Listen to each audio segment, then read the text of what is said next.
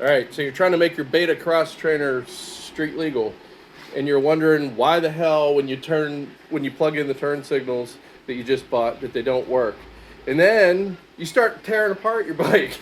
Then you get to this point where you've traced out all the wires. And this point.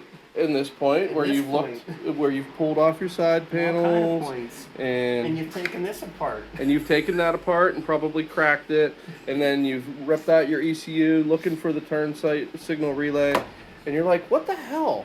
Why isn't it working? And then you find this connector here that looks like a turn signal relay. Oops, this connector here. It looks like a turn signal relay would plug into that. And then you Google it, and some smart person says all you have to do is plug in the turn signal relay, which is there. Advanced auto, $4. Yeah, $4. Advanced auto. There it is. Bingo. You're done.